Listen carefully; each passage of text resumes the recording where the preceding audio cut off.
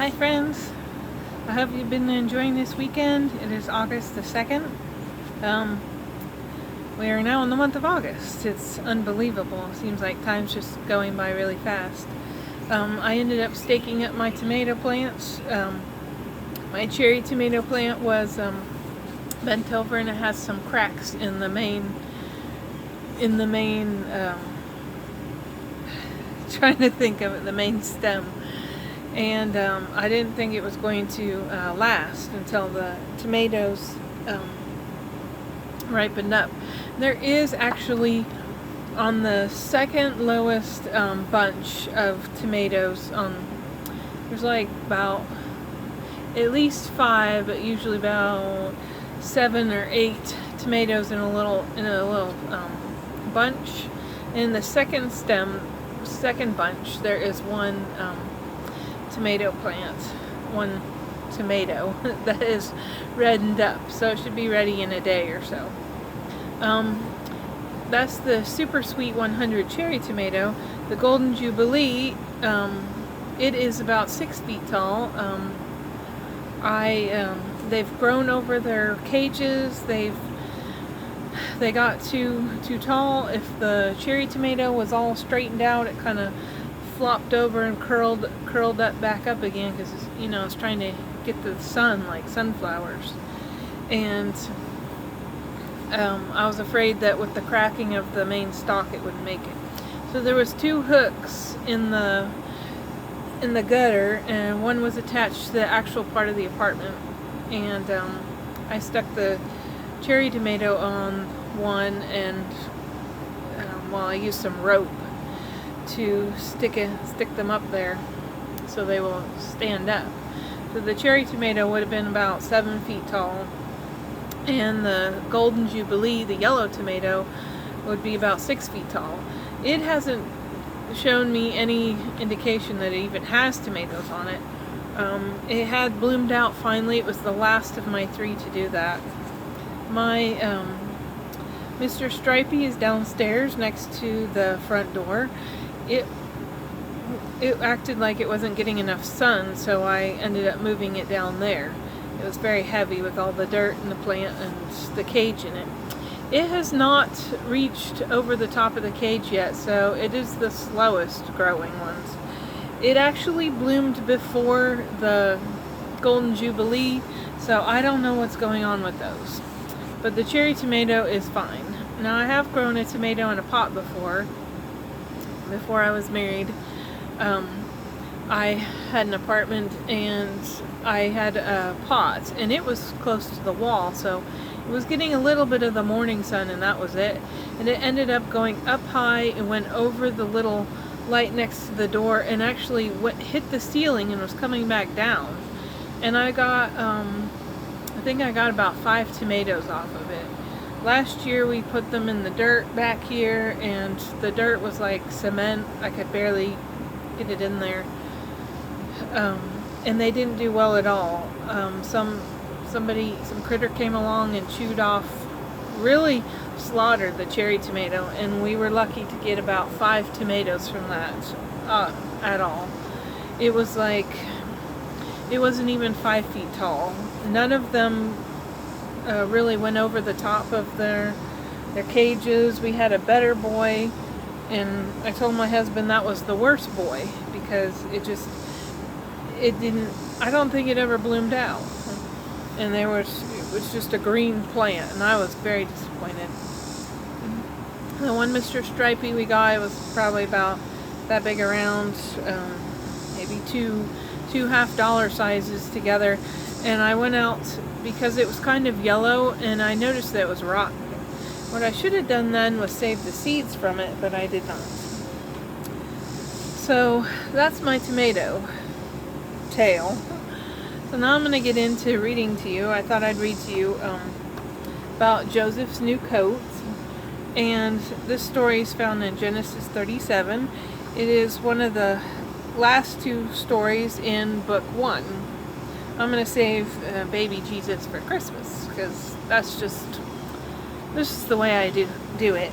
But I wanted to read to you the stories that were left from the Bible.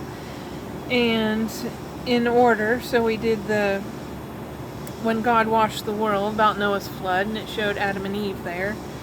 And now we're up to Joseph's new coat. Joseph lived in a tent, a large striped tent out in the country. Jacob, his father, owned many, many sheep. Joseph's 10 big brothers herded the sheep on the hills round about. Joseph and little brother Benjamin took care of the lambs that had no mothers. There's Joseph with the little lamb and Benjamin. And that's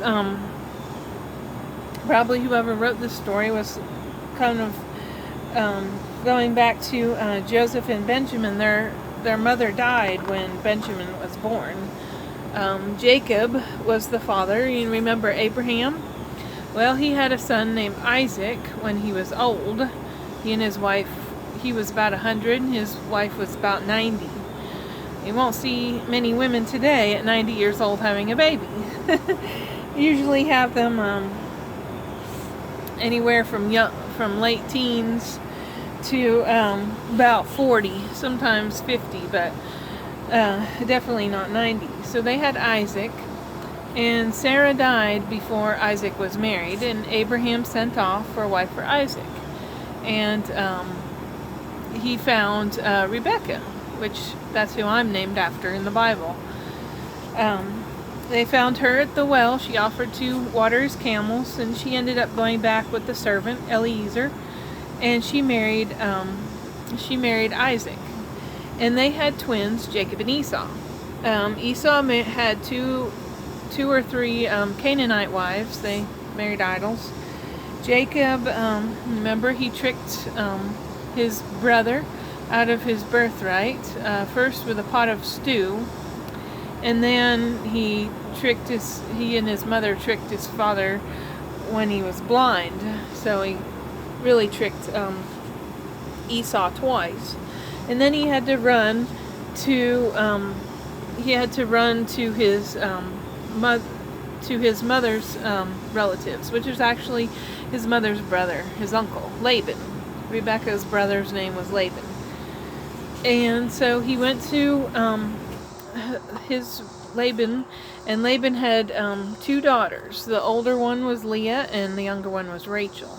Well, Jacob fell in love with Rachel before he even knew she was his cousin, and he wanted to marry her. It was all right back then. There wasn't that many people in the world, and especially not believers. This was after the flood. Remember, God washed the world because he wanted the world to be clean and not wicked anymore. And it ended up, the world got wicked again. I mean, here we are today. So Jacob wanted to marry Rachel. Well, the thing was, Leah was older and she hadn't been married yet. She had some kind of issue. I don't know if it was something with her eyes, whether one of her eyes was a wandering eye, or she just wasn't pretty. Her eyes were a very different color. Whatever the cause, she wasn't married. So Laban tricked Jacob into marrying Leah. They had a very thick veil over their face, so they couldn't see their bride until they went into the marriage bed. So he married Leah. He finished staying with Leah for that week, and then he was able to marry Rachel. Well, God said just one wife, just marry one wife. He only gave Adam one wife. Abraham was married to a wife, and then he, remember, Sarah didn't believe, they both lost faith. They were old. They didn't believe they were going to have a son. So Sarah gave her maid Hagar to Abraham. And there was trouble in the house there with the 2 women. So Isaac just had one wife, Rebecca. And then when Jacob married Leah and Rachel, they were always fighting. Well, Jacob ended up with a big family. But most of those children were from Leah, and they also had they had a servant apiece, and the ladies also had a couple of kids, and Leah also had a daughter, Dinah. But Rachel only had the 2 boys, Joseph and Benjamin, and when Benjamin was born, she died. So Benjamin didn't know his mother. So it was just Joseph and Benjamin. They were like them against the world. And you know about Joseph. He ended up being the favorite son of Jacob because he was the first born of his favorite wife. Of course, he also loved Benjamin, and Benjamin probably didn't have a problem with the way Jacob treated Joseph because they both didn't have their mother. But we'll go on and read, and maybe you'll remember just how this spiraled down and find out that God's way is always the best way. Joseph and Benjamin fed the lambs from little clay bowls. They put their fingers down in the warm milk and let the lambs suck their fingers. The lambs' tails wiggle-waggled up and wiggle-waggled down as they drank their milk. It was the lamb's way of saying, the milk is good, so warm and good. There's Benjamin. He's got his fingers in the lamb's mouth. They also do that with little animals that won't drink out of the bowl. And put your fingers in there and keep doing that until the animal, a kitten, a puppy, whatever it is, even a lamb in this case, realizes that, hey, I can just cut out the fingers. They're not really giving me anything, and just put my face in the bowl. And here's the rest of the sheep grazing. It was springtime. The days were sunny and warm, too warm for a coat. Joseph folded his coat neatly and put it away. He wouldn't need it until the chilly winds blew again. The sheep were too warm in their woolly coats. "Bah! Bah!" they called. "We want our coats off too." Well, there he is with his, what you call a coat. It's really a sleeveless robe, but I'm sure it kept him warm somehow. So he packed it away. And you can see the sheep complaining they want their coats off too. "It's time to shear the sheep," said Jacob. Joseph and Benjamin brought the clipping shears. The big brothers laid the sheep down on the cool green grass. Clip, clip went the clipping shears. The sheep were as quiet as could be while they were getting their wool cut. The brothers tied the wool into bundles and put it away. See, here's Jacob, and Benjamin's with him, and Joseph is helping out while one of the other brothers clips the sheep. And then you can see the bundles of the wool they're putting up. Comes in handy. You make clothes out of it. The sheep looked different with their woolly coats off. The lambs didn't know their mothers. They ran here, they ran there. They cried, "Bah! Bah! Where's my mother?" But soon the mother sheep found their little lost lambs, just as Joseph and Benjamin knew they would. It's like Benjamin's telling Joseph, "Go catch that sheep. It's the little lamb." During the bright summer days, the lambs grew almost as big as their mothers. Joseph grew taller and bigger. Benjamin grew bigger too. By the time the chilly winds began to blow, the sheep had grown new wool coats. Joseph went to get his coat, but oh, his coat, his warm winter coat, was now far too small. Look how tall he is. That coat's gonna be way up to his knees. That won't be very warm, will it? You can see one of the other tents and some of the sheep around.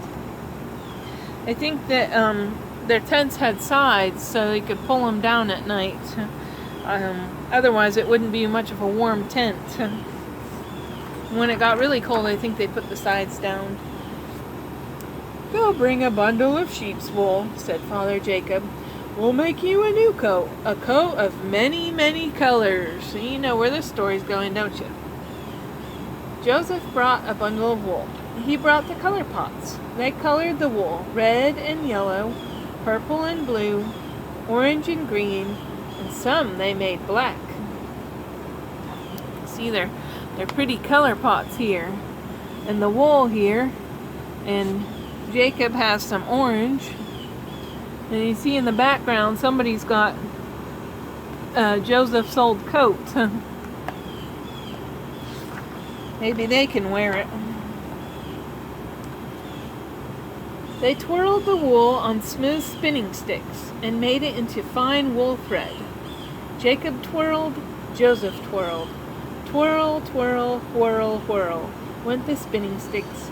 Longer, longer grew the thread. Benjamin wound the wool thread into spools. You see, there's Jacob and Joseph. They've got this pretty wool down here in the basket. And there's Benjamin, and he's putting it on the sticks there.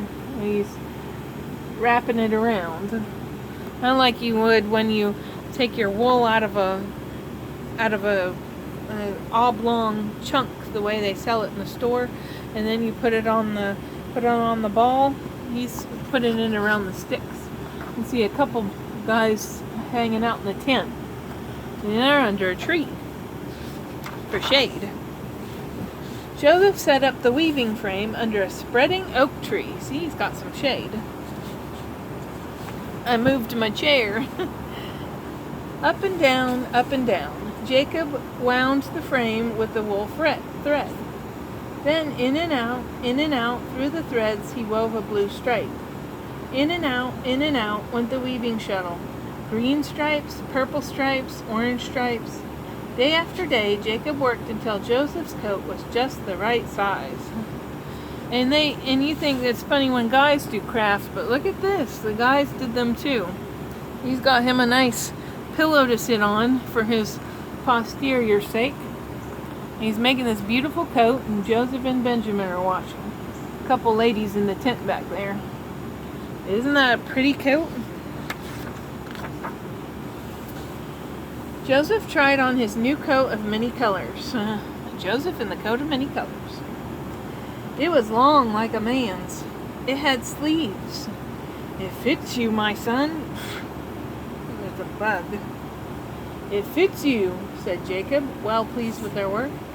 It's a pretty coat, said Benjamin. It's a fine, warm coat, said Joseph. Thank you, my father and brother. See, he said it had sleeves. See, his other coat looked like Benjamin's. It was just sleeveless. Even Jacob has a sleeveless kind of what they call coats. Isn't that beautiful? But do you think his brothers are going to like that? No. And I will tell you more about that in the next story, Joseph and his brothers.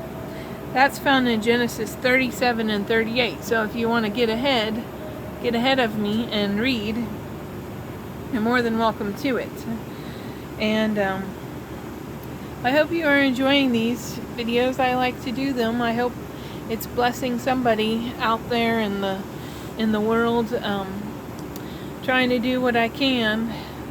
I probably wouldn't have ever done this if it hadn't have been for this coronavirus.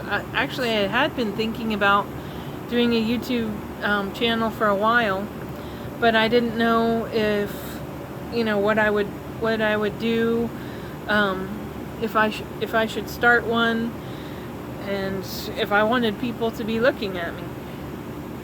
But I'm not doing anything real personalized. I'm not sharing like real intimate information. I mean, anybody could grow tomato plants, right? And have a little garden. And I just wanting to be a blessing to others, and I hope that that's what this is. And since I was teaching in primary and not anymore, I was hoping that I could do something especially for the kids. Oh, there's a picture of Joseph with his dad on the back there.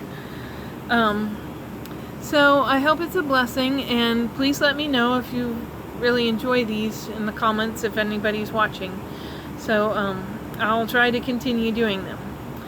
Thank you, and I'll see you in the next video. Bye!